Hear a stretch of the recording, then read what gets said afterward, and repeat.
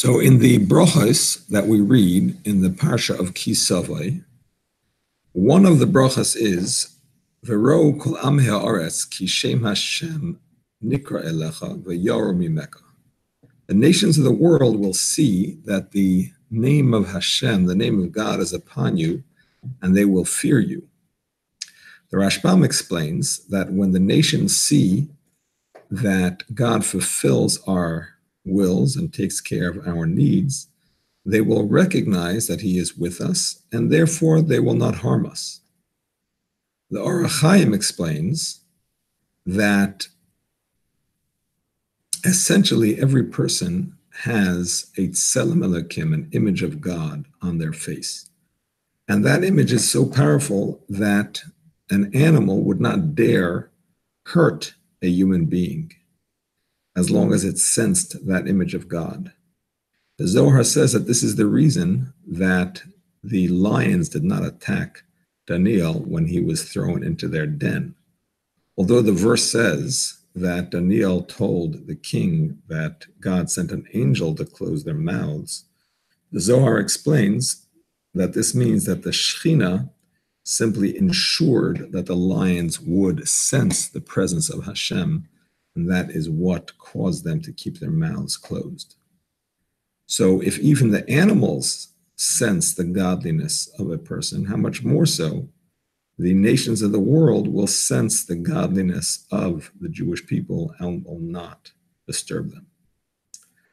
The Rabbeinu Bachaya explains that just like everybody fears the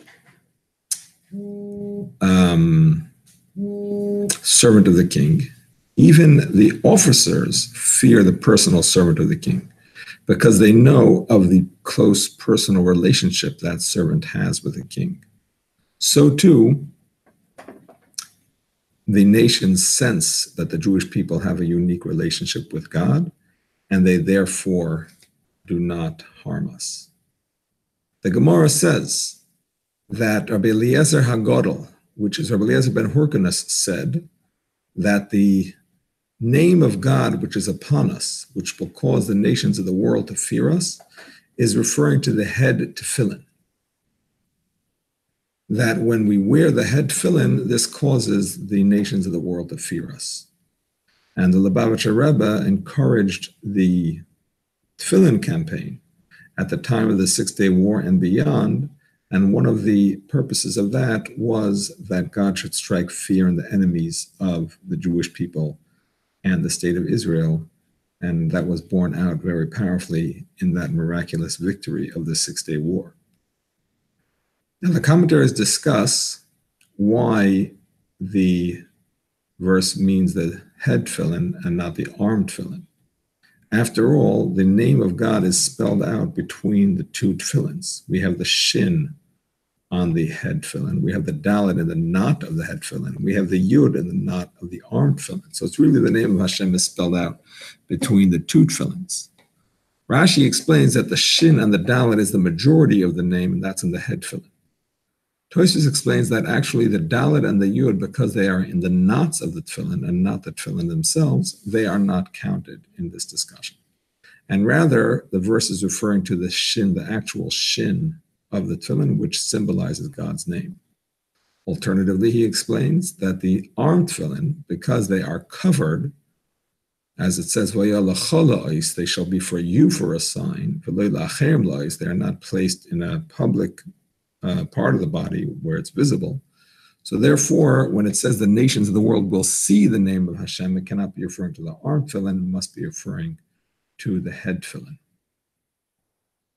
Rabbeinu Bachai adds that the words Shem Hashem Nikra is Shin Yud Nun, and that is the Rosh Hashanah of the word Shin, the letter Shin. So the pasuk is another word saying the nations of the world will see the shin and they will fear, the shin of Hashem's name that's in the tefillin. He also points out that the shin represents the 300 days every year that men put on tefillin. If you deduct 52 days of Shabbos plus 13 days of Yom Tov, then you come to 65. So there's 300 days left. Now, the Lubavitcher Rebbe points out that when we talk about the tefillin protecting the Jewish people, in this context, the protection is so powerful that it's not that we are successful in battle, but that there doesn't have to be a battle in the first place because the nations sense our holiness and therefore they do not start a war in the first place. Now, the Kosovo Rebbe, Rabbi Nachum Mendel of Hagar, explains that the word tefillin means to be connected. Pasil means connection. Samid pasil. And therefore, what it means is that when we cleave to Hashem in our thoughts to such a degree, then that will be sensed by others and they will not harm us.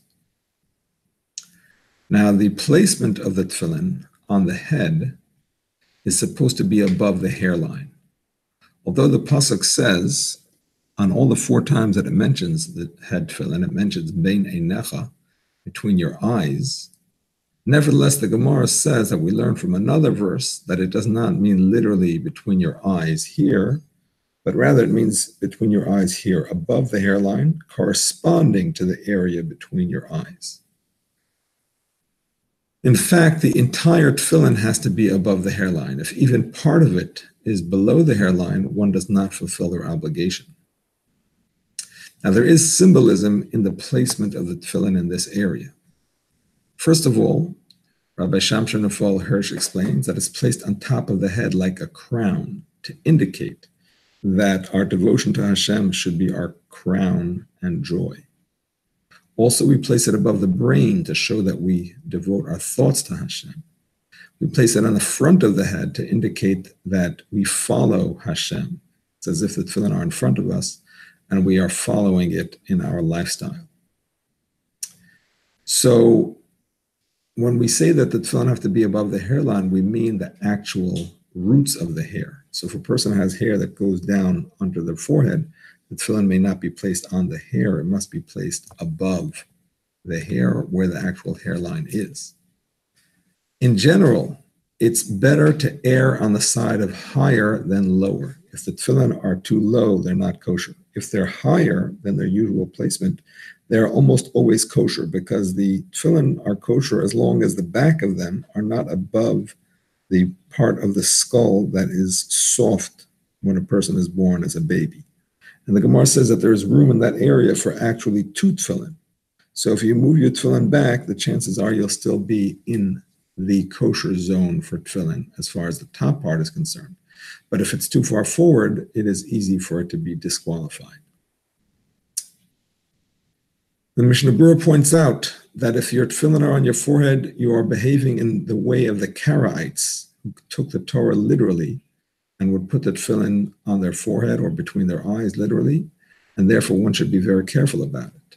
If a person places the tefillin on the forehead or even slightly below the hairline, it's as if they kept the tefillin in their bag. They have simply not fulfilled their obligation. In addition, if one does make a bracha on the head tefillin, as the Ashkenazim do, many Ashkenazim, they are saying a bracha in vain.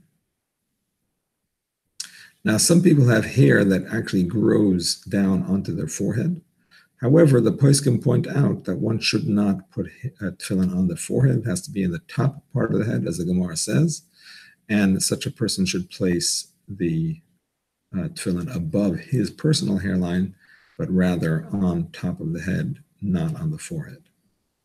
If a person has a receding hairline, so the Munkacher Rebbe writes in the Ois Chaim B'Shalom that he should remember where his hairline was once and make sure to keep the tefillin above that line.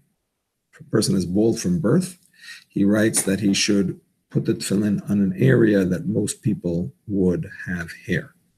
Again, as we said before, always better higher than lower.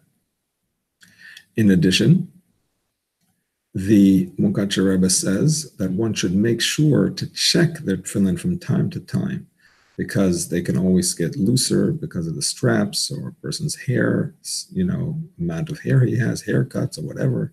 Sweat can affect the stretching of the straps as well.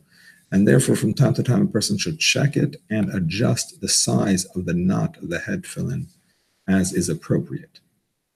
If a person has a widow's peak so that his hairline is not a straight line, but it rather comes to a corner, so the poskim say he should put the entire tefillin above the hairline.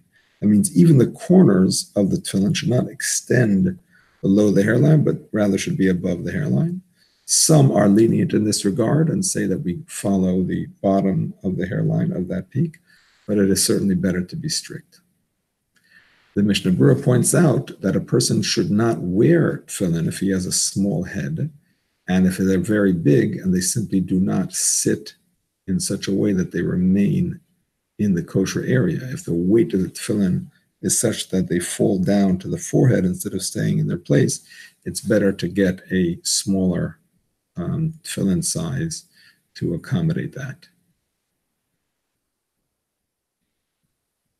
The Munkatcher Rebbe points out that one should be very careful, especially the rabbis and the leaders of the community should be very careful to place their tefillin properly, because otherwise people might learn from their mistake and make the same mistake for themselves.